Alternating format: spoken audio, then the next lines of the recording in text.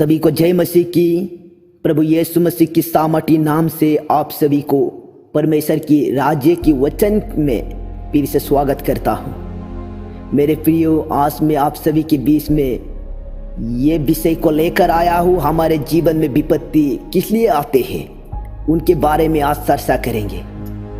मेरे प्रियो, एक वचन को मैं पढ़कर शुरू करना चाहता हूँ।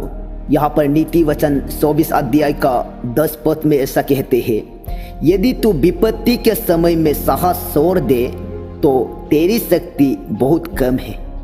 यहाँ पर मेरे प्रियो ऐसा वचन बताया गया है, ऐसा लिखा गया है परमेश्वर का वचन इस आयत में। मेरे प्रियो, आज हमारे जीवनों में विपत्ति आते हैं तो ये इसलिए आते हैं, हमारी आत्मिक शक्ति कम होने के कारण, हमारे विश्वास की शक्ति कम होने के कारण, हमारी धीरज की शक्ति कम होने के कारण, हमारी सहने का शक्ति कम होने के कारण ये विपत्तियां हमारे जीवनों में आते हैं। लेकिन मेरे प्रियो, आज विश्वासी लोग किस प्रकार प्रार्थना करते हैं, उनकी प्रार्थना इस प्रकार होते हैं, हमारे आत्मिक जीवन में हम बलवान हो जाए और हमारे विश्वास बलवान हो जाए और हमारे जीवन कुशल से रहे।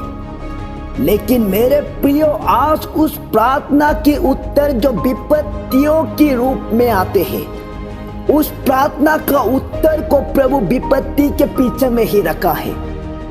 और जो इन बातों को जानता है, उनका जीवनों में जितना भी विपत्तियां आए तब भी वो साहस को नहीं छोड़ते हैं, हिम्मत नहीं टूटते हैं उनका, क्योंकि वो जानता है विपत्ति का पीछे में मेरा प्रार्थना का उत्तर है। इसलिए वो विपत्ति में होकर चलना शुरू करते हैं और वो अपने प्रार्थना का प्रतिफल को प्राप्त करता है, क्योंकि उन्होंने एक कदम बढ़ाया है। मेरे प्रियो, आप जानते हैं, अगर आप एक कदम बढ़ाएगा तो परमेश्वर आपको 20 कदम बढ़ा देंगे। मेरे प्रियो, आज ये वचन आपको सिखाना चाहते हैं। आज आप विपत्तियों में सामना करना सीखिए। आज आप विपत्तियों में लड़िए, विपत्तियों से होकर आप चलिए, क्योंकि विपत्ति का पीछे में आपके प्रार्थना का उत्तर है। अगर आप जब उसमें होकर चलेंगे, आप एक कदम बढ़ाएंगे तो परमेश्वर आपको 20 कदम बढ़ाकर उस प्रार्थना का प्रतिफल तक आपको पहुंचा देंगे। तभी आप मेरे प्रियो, आप जो अपने आत्मिक जीवन को बलवान होते हुए अनुभव करेंगे। आपके जीवनों में आत्मिक पल को आप दिखाई देने लगेंगे। आपके जीवन में ऐसा आप जैसे प्रार्थना किया था उसी के अनुसार आपके जीवनों में आप होते हुए देखेंगे। इस कारण मेरे प्रियो, विपत्ति के समय में, परीक्षाओं के समय में, कलेशों का समय में हिम्मत ना छोड़े।